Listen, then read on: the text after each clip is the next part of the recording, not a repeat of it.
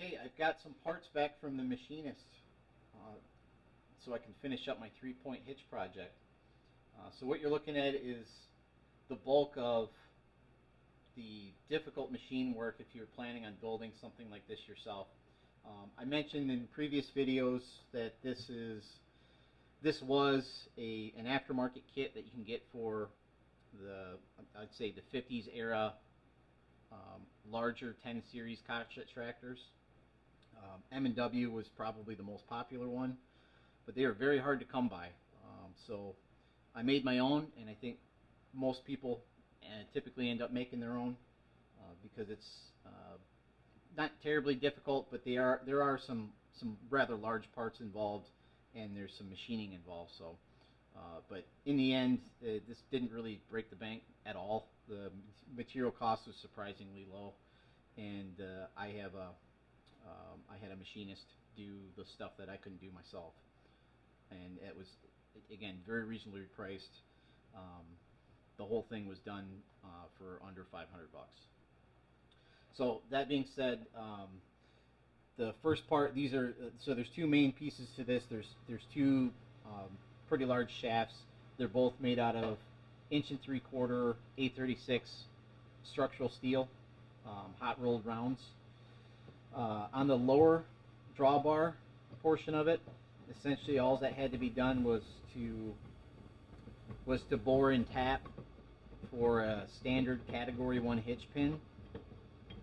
So on both ends, these just thread in, and effectively it makes the pin the fuse because of just the change in diameter. So if you were to undertake some sort of Herculean effort that would overstress this, the idea is that you'll break the pin before you break the shaft. The pins themselves are standard, and they have a shoulder on them. So this was basically machined with a counter bore in it, so that it just has running clearance for the shoulder, and it's designed with the appropriate depth so that it bottoms out on the stop, or on the shoulder here, so that this surface here and the threads are what constitute the clamp force that gives you the axial load to lock your threads in place. Now, belt and suspenders, this actually has a really large lock washer, and then I'll probably throw some Loctite on there too. But once you get those set in on two sides, then you've got your lower linkage points for your lower lift arms.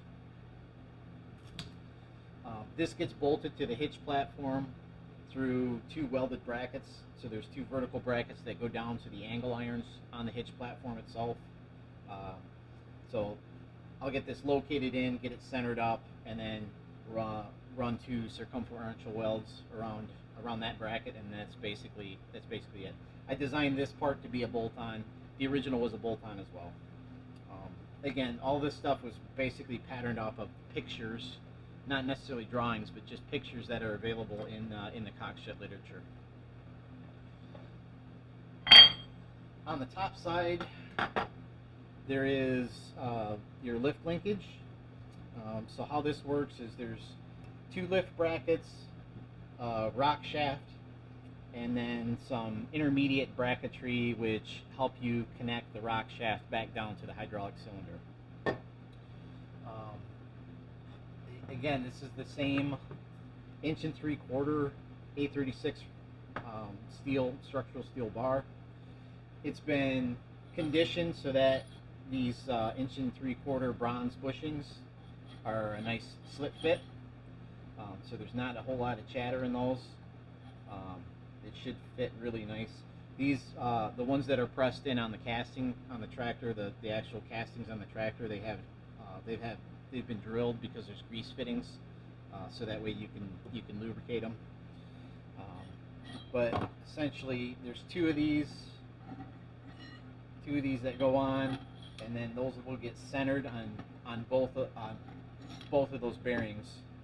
They'll get centered up using these shaft collars, so those lock into place. I think the original design had snap rings, but this just seemed like a way more elegant solution than having to screw around with snap rings, right? So that's one deviation I made from the original drawing. The ends of this shaft are basically identical, so these brackets are identical left to right, and then the shaft details, I have these, I think they're 1 inch, or approximately 1 inch. Oop, 1.25 inches. So they have these square details milled on each end, and those are designed to be a slip fit with the square details that were made on these laser cut parts that got stacked and welded to make up the brackets, right? So there's quite a few of these that are in here. It's a bit of a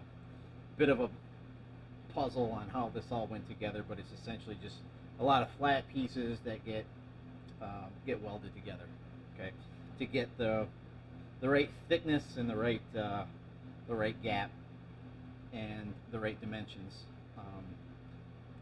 to scale off the original drawings. Overall, these are, let's see, 13.5 inches long. It's 10 inches from the center line of the Rockshaft to the pivot pin, and these technically don't need to be, I think, this long. You could probably make them more compact, but I kind of went with the original design, which had cross-drilled bolts for this pinch joint. So when this slips on,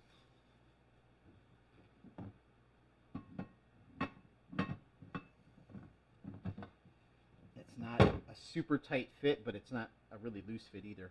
When that slips on, it's slit so that way you can just basically pinch it together, and that's what makes it completely, I'd say, serviceable, right? So if you, for some reason, you wanted to take it off, you've got the ability to take it off just by pulling some bolts. I did mention that there's some other brackets. I would call this one the reaction plate. There's actually 2 of them.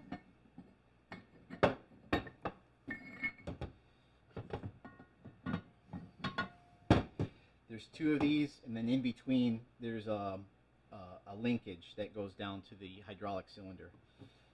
So essentially, these get welded in place, so they're fixed to the shaft, and then the linkage that goes to the hydraulic cylinder is free to rotate, but it has a pin position, so that way you can lock it in place with that pin.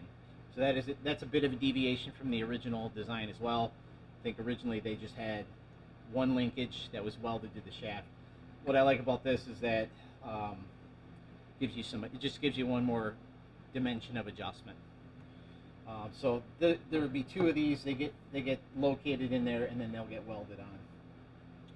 And then there's one more detail on here that I don't have done yet, but I need to mock up.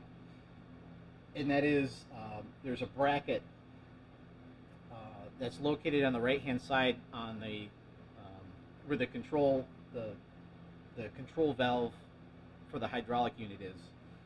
And on the drawings, it looks like it's almost like a little lever, and it's got adjustable set screws, so you can basically loosen your set screws and clock it in position.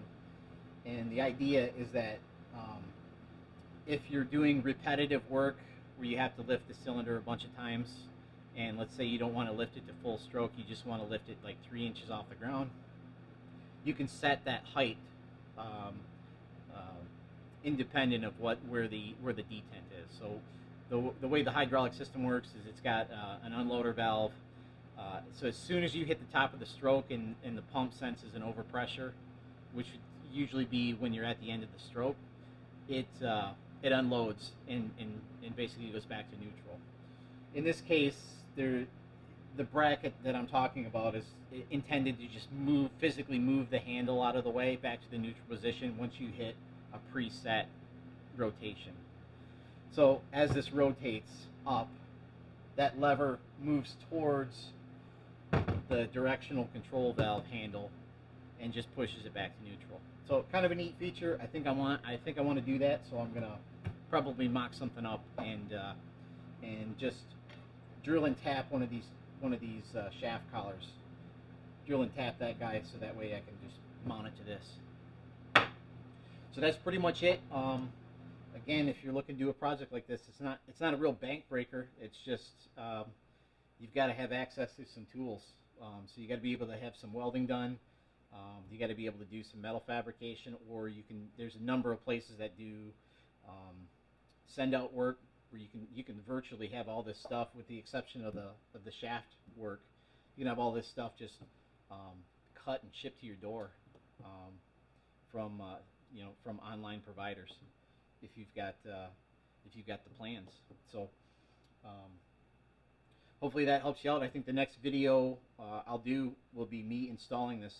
I have to take the left rear tire off in order to get enough access to slide this whole works in. So that's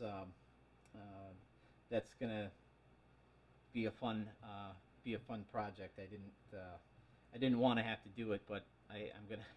I mean, there's no other way to do it. So I'll have to get set up to do that here in the next coming weeks, and I'll show you the process of how all this gets fitted up.